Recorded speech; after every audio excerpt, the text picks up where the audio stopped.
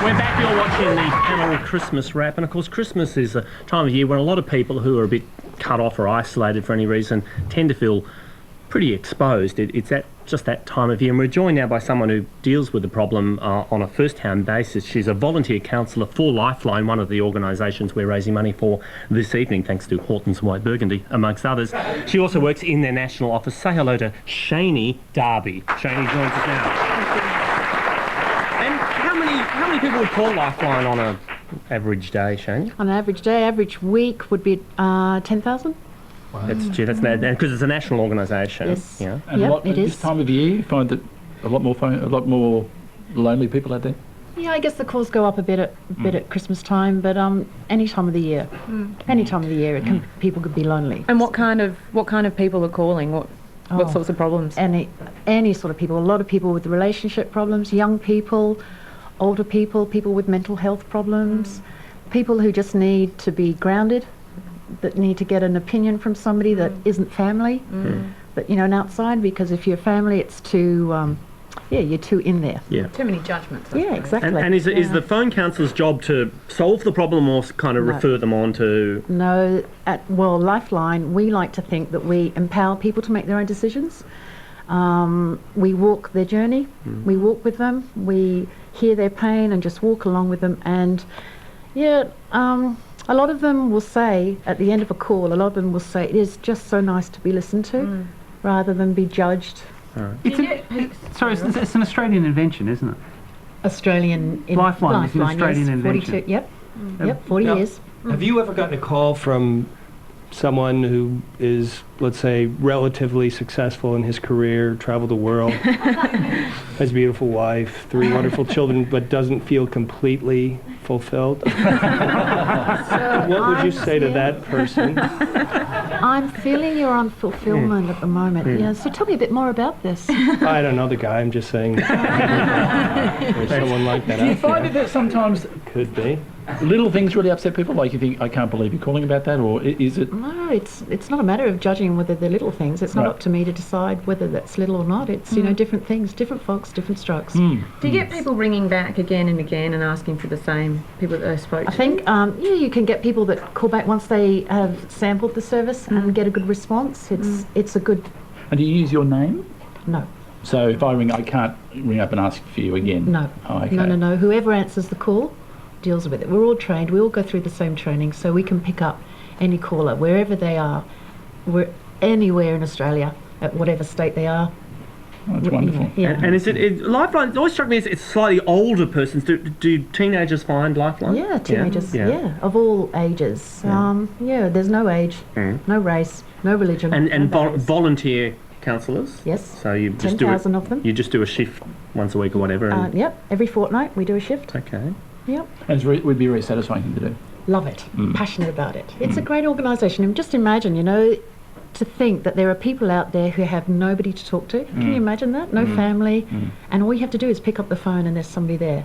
24 hours a day, 7 days a week. You're never alone. And it doesn't cost you anything. It costs you the cost of a local call. Yeah.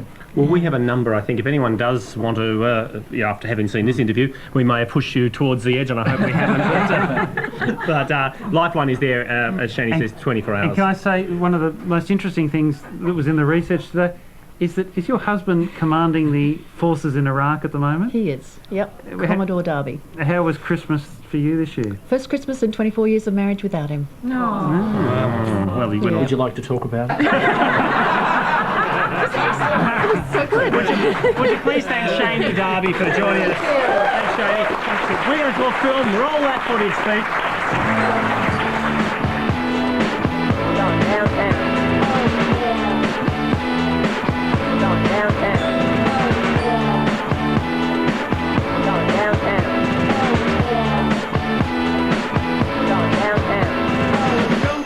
Don't stop the beat. I can't control my feet. People in the streets. Come on, everybody, move down. No idea. Oh, we're back. We are going to talk film. It's been an amazing year of film, and someone with us who's just returned from Middle Earth. Would you say hello to Mr. Dave O'Neill, who was, in fact, were you just not? You were at the Lord of the Rings premiere over in New Zealand? I'm one of those lonely and isolated people I was just talking about. And, Obviously. I've been using this to get free public transport. It's been fantastic. And you get served furs at KFC. Yeah, I went to Middle Earth, New Zealand for the Lord of the Rings premiere, and it's the biggest thing to hit New Zealand since the introduction of sheep. It's amazing over there. They bloody love it over there, Lord of the Rings, and it's amazing all the tie-ins, the shonky tie-ins that you get. There's like Middle Earth meal deals, serious, Yes. and you get them in Australia now. There's Lord of the Rings credit cards, but the best one I saw was using Gollum. You know, the bald guy looks a bit like Philip Ruddock. He was holding a bit of hair, a strand of hair for a hair replacement studio. It just had the words "precious" written underneath it. Nice. Yeah, it was very Were good. you there for the long red carpet Yeah.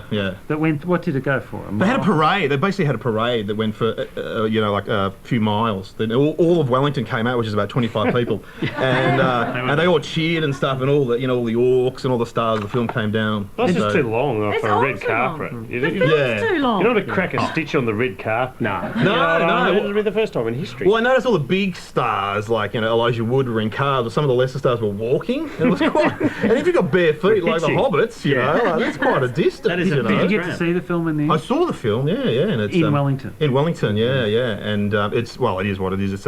It's 3.5 hours. Homo. Too long. It's like a homoerotic journey, basically. You've got the hobbits love each other, and they hang around with the wizard, who's this old guy, and he loves the hobbits.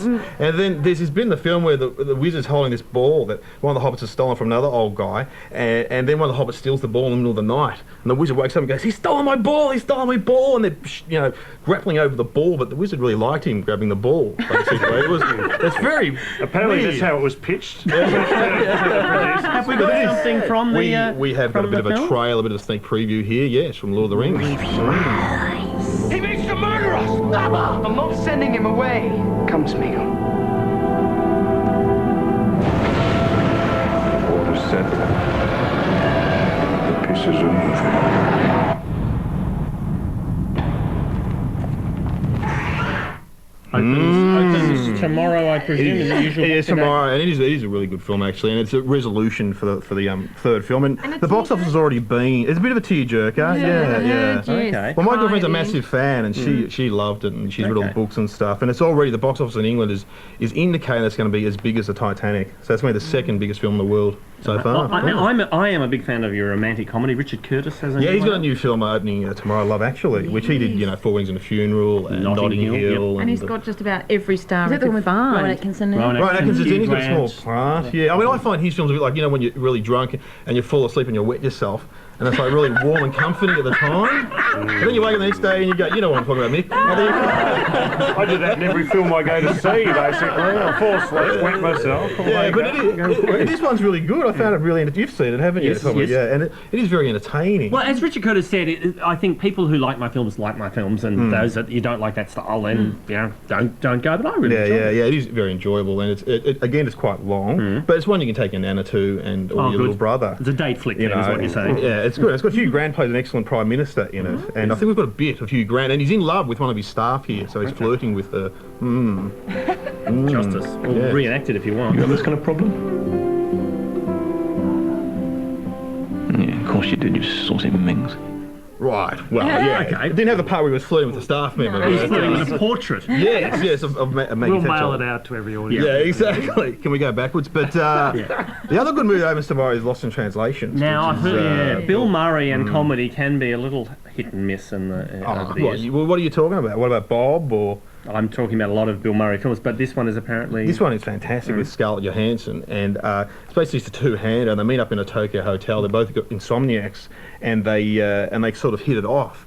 And it's, Bill Murray is apparently talking about Oscar nominations for this kind of thing. Yeah, and he's excellent in it. Even if you're not a Bill Murray fan, you really enjoy it. But I've got a bit of a theory. In fact, everyone who's raving about it are women, because it's directed by a woman, Sophie Coppola, and it's kind of like a female fantasy because these two guys get together. Like, he's an old, ugly but funny man, and she's a young girl. But like, it's sort of platonic. And if it was a Hollywood director, a man in charge, he'd be going, he's 56, he's ugly, she's 22, she's good looking, let's get it on.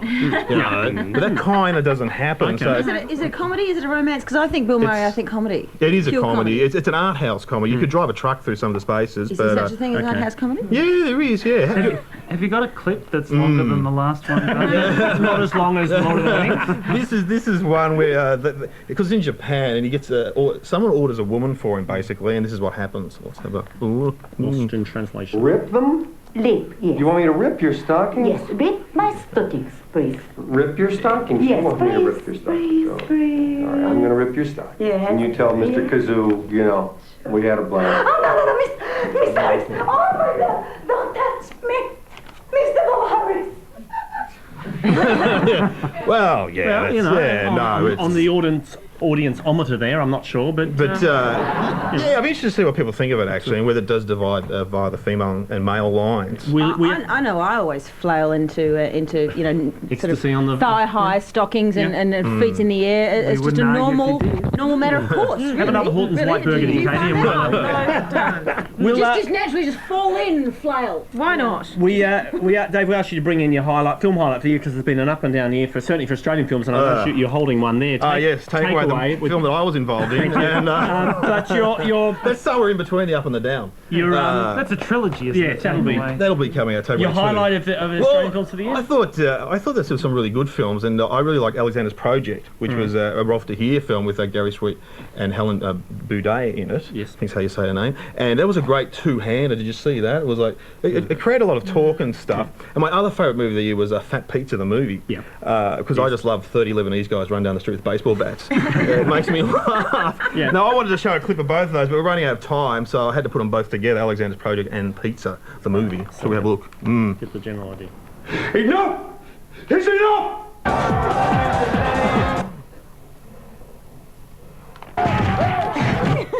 Yeah, that's basically it. Would you please thank Dave O'Neill, who will be returning for our Panto. Oh, yeah, Panto, yeah. Back with more after this. You are. You're in the Panto.